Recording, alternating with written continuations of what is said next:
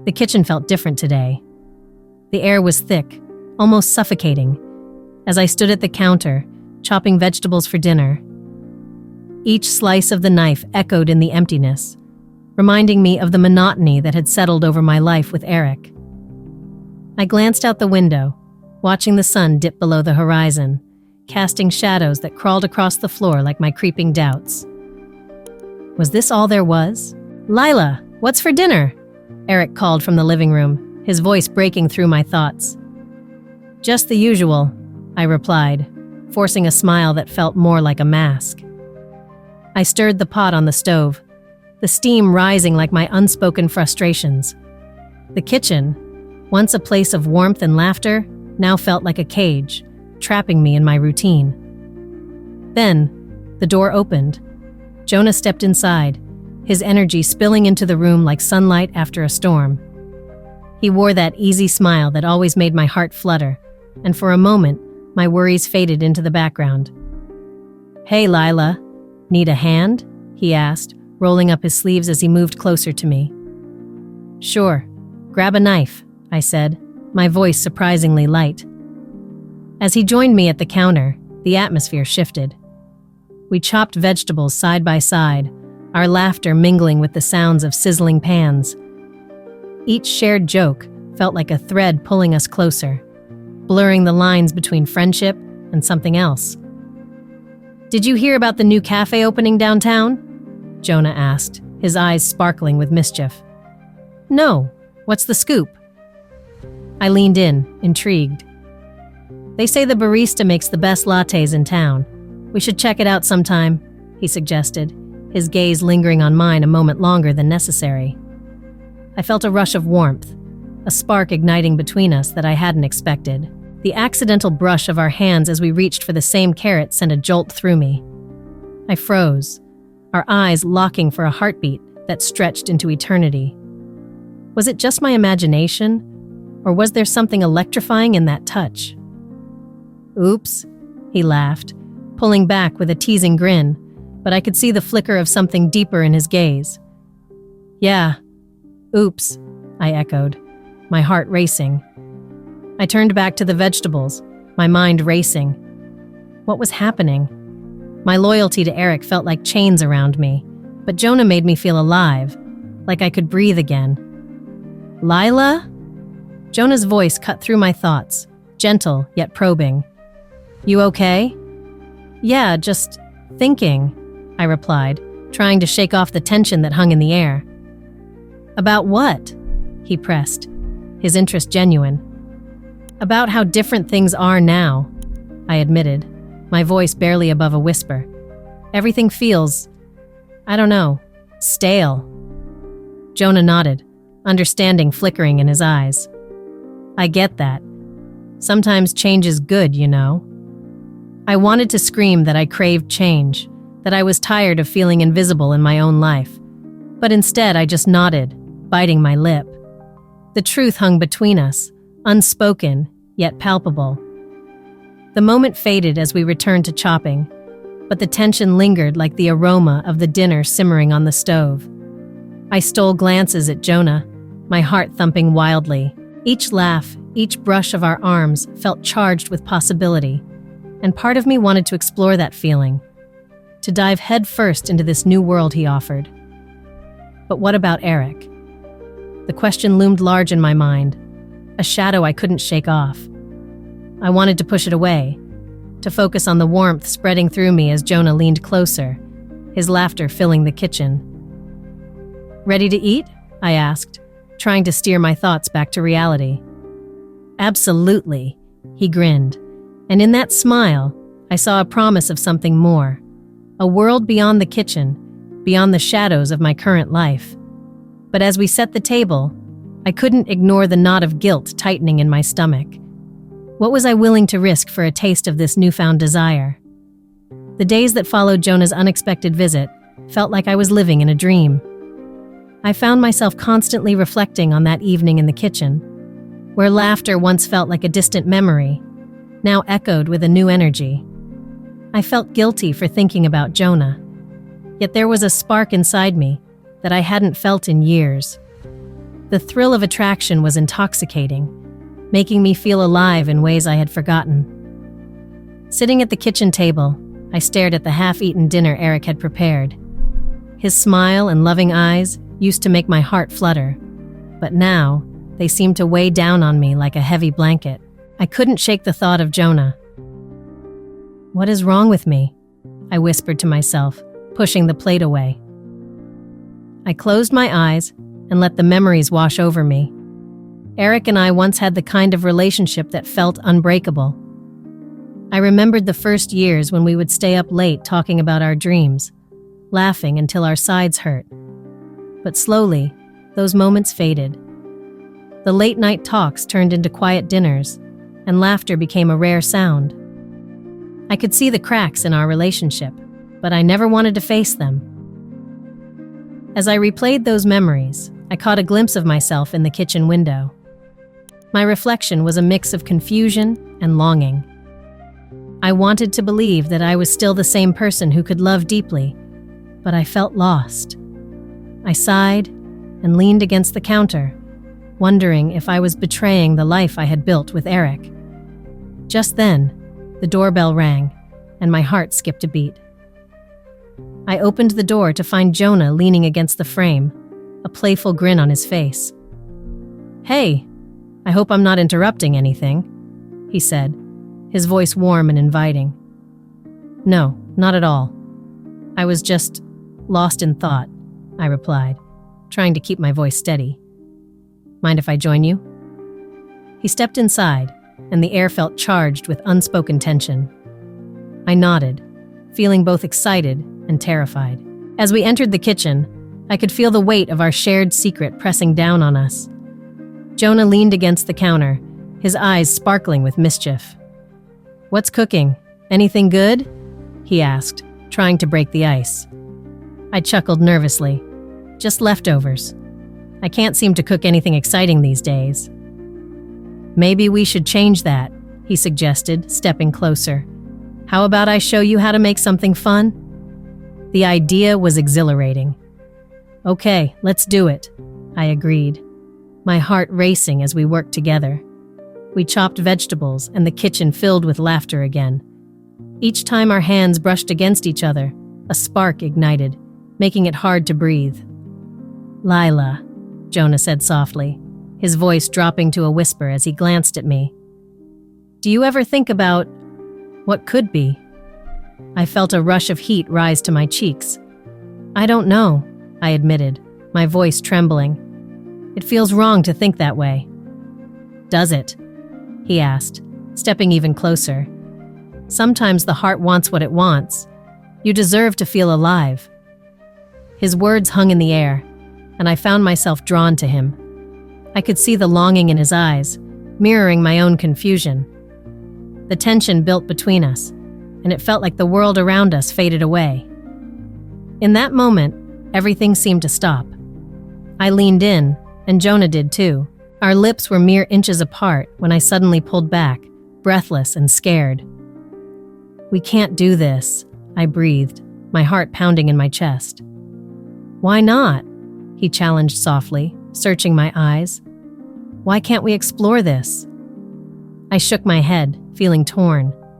"Because I have a life. I have Eric." Jonah's expression faltered, and I could see the hurt in his eyes. "But do you really want that life? Or is it just what you think you should want?" His words echoed in my mind, leaving me unsettled. It was a dangerous game we were playing, and I knew I was on the edge of something that could change everything. I stepped back, trying to regain my composure. "I need to think," I whispered, my heart heavy with uncertainty. As I turned away, I could feel Jonah's gaze on me, a mixture of hope and disappointment. The tension lingered in the air, and I knew that this was just the beginning of a dangerous dance between desire and loyalty. The evening air was thick with tension, and I could feel my heart racing as I stood in the kitchen, waiting for Jonah to arrive. Eric was working late, and the house felt emptier than usual. The familiar sounds of the neighborhood faded into the background, leaving just the pulse of my racing thoughts. I glanced at the clock counting down the minutes, each tick echoing in my mind like a countdown to something I both craved and feared. When Jonah finally walked through the door, the energy in the room shifted instantly. He flashed that charming smile that made my heart skip a beat, and I felt a shiver run down my spine. He was not just a friend. He was a whirlwind that swept me off my feet. I looked around the kitchen, the same space where I'd spent countless hours preparing meals for Eric, and felt it transform into something entirely different. This was no longer just a room. It was a stage for something I had never allowed myself to entertain. "Hey, Lila," Jonah said, stepping closer. "I hope you don't mind me dropping by. I couldn't stop thinking about our last conversation." I swallowed hard, trying to steady my breath. "No, I don't mind at all. I was just waiting for Eric to come home." His gaze lingered on me, and I could see the desire flickering in his eyes. "I know he works late, but I thought maybe we could have a little fun while we wait." I felt a rush of excitement mixed with fear. Fun? What did he mean? My mind raced back to those moments we had shared, the stolen glances, the accidental brushes of our hands. But this was different. This felt like a cliff, and I was standing on the edge, ready to jump. "Jonah, I don't know." I hesitated, my conscience screaming at me to step back. I had a husband, a life that was built on trust. But the thrill of the unknown was intoxicating. "Just a little distraction," he urged, stepping closer. "We could cook something together, like we did before, just you and me." The idea sent a thrill through me, and I felt my resolve weakening. "All right, just for a little while," I said, my voice barely above a whisper. As we moved around the kitchen, I could feel the tension mounting. We chopped vegetables, laughter spilling out between us like a forbidden secret. Jonah's presence lit up the room, filling the empty spaces that Eric's late nights left behind. Every time our hands brushed against each other, I felt a spark, a jolt of electricity that made me question everything I thought I knew about myself. "Remember the first time we cooked together?" Jonah asked, his voice teasing. "You almost set the kitchen on fire." I laughed, recalling the memory. "I was just trying to impress you." "Mission accomplished," he said, his eyes locking onto mine. There was a moment, a pause where the world outside faded away, and it felt like just the two of us existed. Suddenly, the air shifted. The playful banter turned into something heavier, more charged. I could feel the tension swirling between us, thick like smoke. Jonah stepped closer, his breath warm against my cheek. "Lila, I can't stop thinking about you. About us." My heart raced as he leaned in, and before I knew it, his lips were on mine. The kiss was electric, sending waves of desire coursing through me. I felt alive, exhilarated, but deep inside, a voice cried out in protest. This was wrong. This was my kitchen, my home, and I was betraying Eric. As we pulled away, I was flooded with guilt. My heart hammered in my chest, and I looked into Jonah's eyes, searching for clarity. "What have we done?" I breathed, the weight of my actions crashing down on me. "We've finally given in to what we both want," he said softly, brushing a stray hair behind my ear. "Don't you feel it? The connection between us?" I shivered at his words, torn between the thrill of my desires and the reality of my choices. "But Eric isn't here. He doesn't see you like I do," Jonah replied, his voice low and urgent. "You deserve to feel wanted, to feel alive. Don't you want that, Lila?" I stared at him, my heart caught in a storm of emotions. A part of me wanted to surrender completely, to embrace this dangerous new world with Jonah. But another part of me screamed to run, to escape the chaos unfolding in my heart. The nagging voice of conscience warned me of the consequences. But in that moment, I felt lost, trapped in a whirlwind of passion and guilt. "Jonah," I started, but the words caught in my throat. How could I explain the turmoil inside me when I didn't even understand it myself? The kitchen, once a sanctuary, now felt like a battleground of emotions, where I stood on the precipice of a decision that would change everything. Every day felt like a balancing act. I drifted between two worlds, one with Eric, where everything was safe and familiar, and the other with Jonah, where excitement buzzed in the air. The kitchen, once my escape, had become a war zone of emotions. In the morning, I would smile at Eric over coffee, while at night, I found myself yearning for Jonah's touch.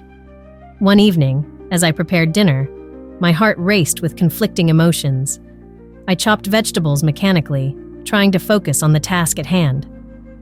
Suddenly, I heard the door creak open. Eric walked in, his face bright with a smile. "Hey there, what's cooking?" he asked, his tone light and cheerful. I turned, forcing a smile onto my face. "Just some pasta, your favorite." "Perfect. I've had a long day. I could use a good meal," he said, moving closer to me. I felt the warmth of his presence, but it was overshadowed by the guilt that clawed at my insides. As I stirred the sauce, my mind wandered to Jonah. Just hours before, we had shared a few stolen moments, laughing, whispering, the tension thick enough to cut with a knife. The memories of his hands on my waist and the way his eyes sparkled when he smiled flooded my mind. "Are you okay?" Eric asked, noticing my distracted state. "You seem a little off." "I'm fine," I replied too quickly. "Just a lot on my mind." He nodded, but looked unconvinced. "You know you can talk to me about anything, right?" "Of course," I said, my voice shaky. I wanted to tell him everything, to confess the truth, but the fear of losing what we had kept my lips sealed. After dinner, Eric surprised me by setting the table with candles and flowers. "I thought we could have a little romantic dinner tonight," he said, lighting the candles. "Just the two of us." My heart sank. The gesture was sweet, but it only amplified my guilt. "That sounds lovely," I managed to say, forcing a smile. As we sat down, Eric talked about his day, sharing stories and laughter. I tried to focus, but my mind kept drifting back to Jonah. Every time Eric reached for my hand, I felt the weight of my secret pressing down on me. "Lila?" Eric's voice broke through my thoughts. "Are you sure everything is all right? You seem distant." I swallowed hard, feeling the lump in my throat grow. "I'm just tired, I guess." "Tired? Or is there something else?" His brow furrowed with concern. I hesitated, searching for the right words. "It's just life, you know? Sometimes it feels overwhelming." Eric reached out, squeezing my hand. "I'm here for you, no matter what. You don't have to go through this alone." His sincerity made my heart ache. I wanted to tell him the truth, to share the turmoil inside me, but the fear of his reaction held me back.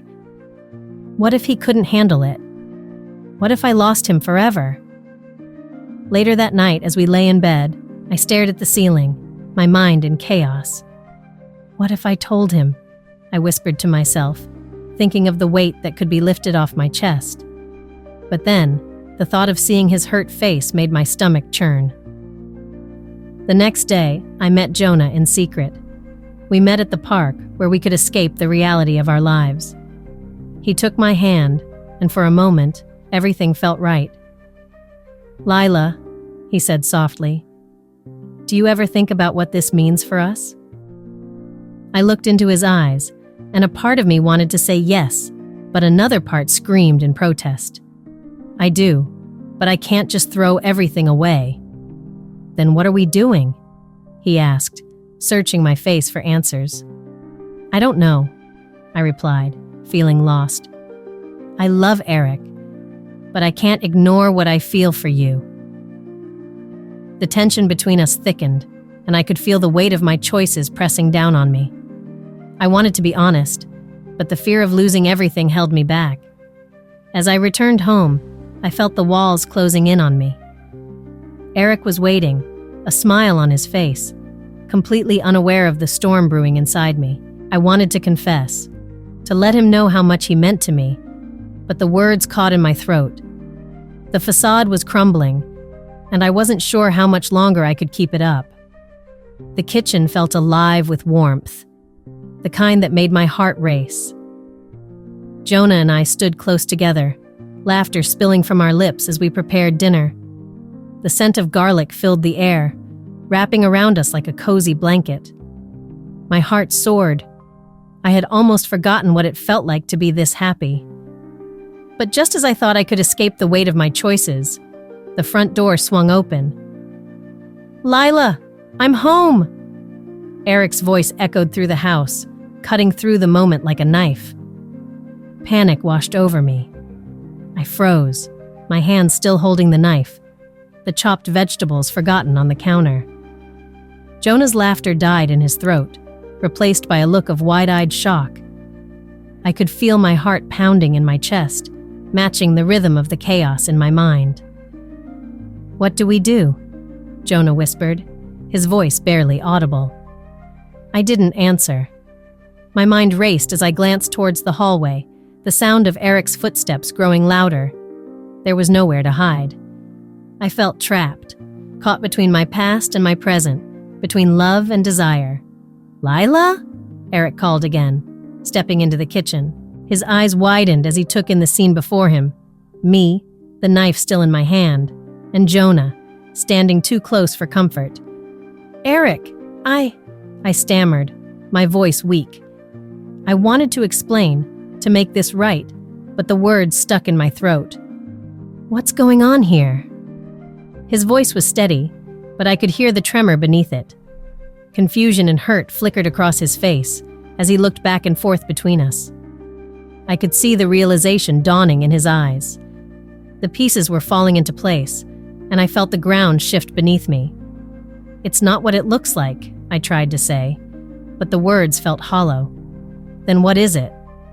Eric's tone was sharp, the pain evident.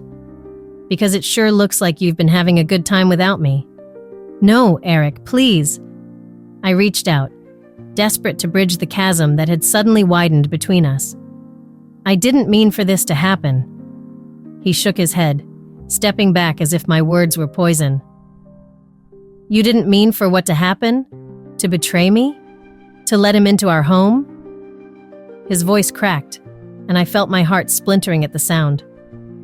"Eric, I started again, my voice breaking.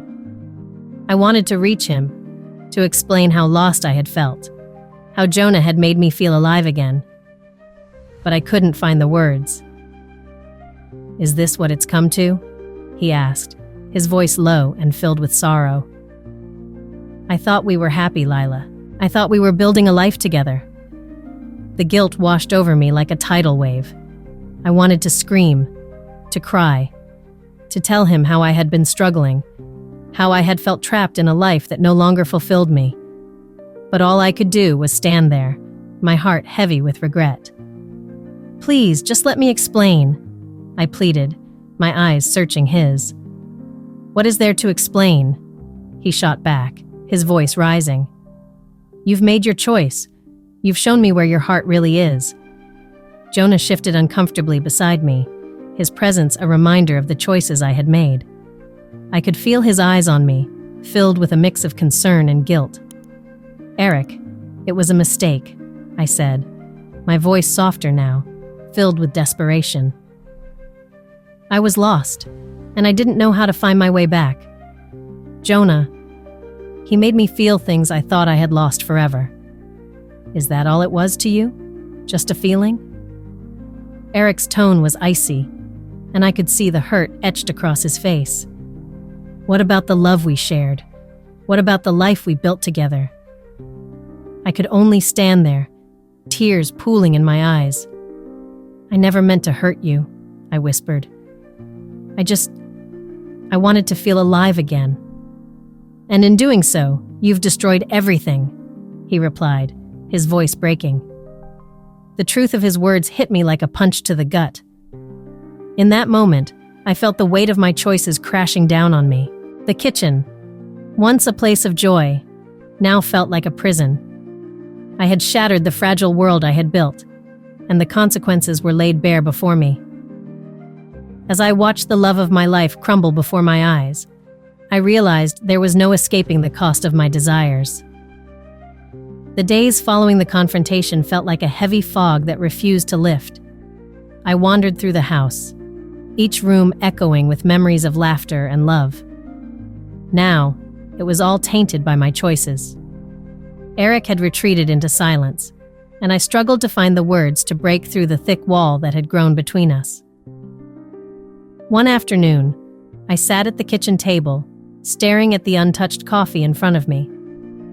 I could hear the soft hum of the refrigerator, a sound that once comforted me now felt like a reminder of my failure. I took a deep breath, trying to steady my racing heart. I needed to talk to him.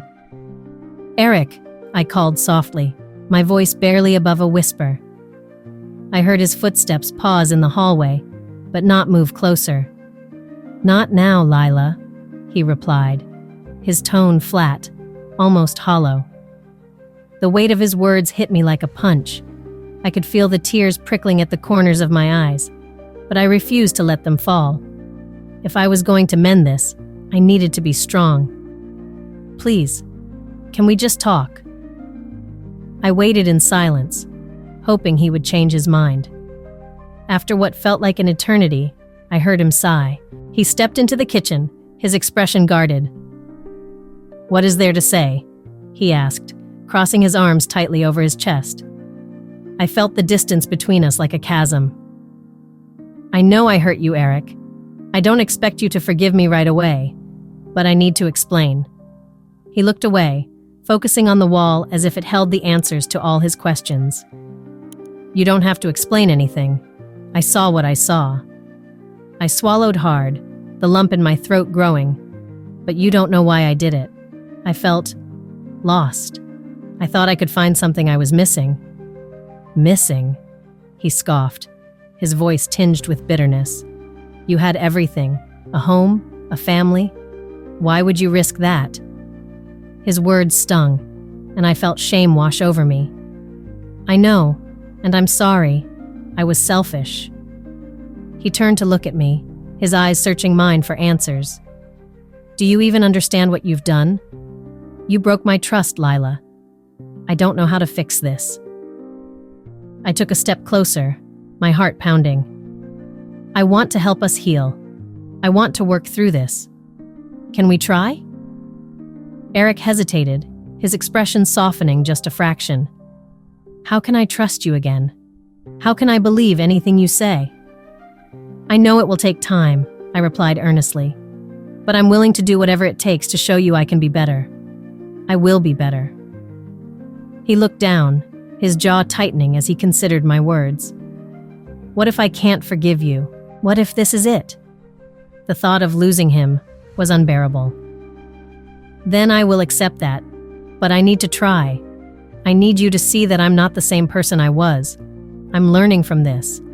I want to be honest with you, even if it's hard." He seemed to weigh my words, the silence stretching between us. Finally, he nodded slowly. "I don't know if we can rebuild what we had, but if you're truly willing to change, maybe we can start with small steps." Relief flooded through me, but I knew this was only the beginning. "Thank you, Eric.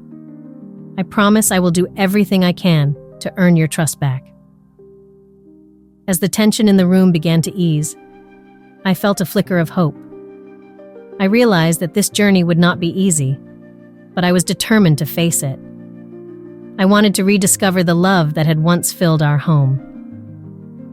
"Let's take it one day at a time," he said, a hint of softness returning to his voice. "We'll see where it leads us." I smiled, grateful for the chance to begin anew. There was a long road ahead, but I was ready to walk it, together with Eric, even if it meant facing my mistakes head on. As I looked into his eyes, I felt the first stirring of redemption. Share this story if you believe that love can overcome even the toughest challenges. Leave a comment about how a heartfelt conversation has changed your life, and subscribe to the channel for more inspiring stories like this one.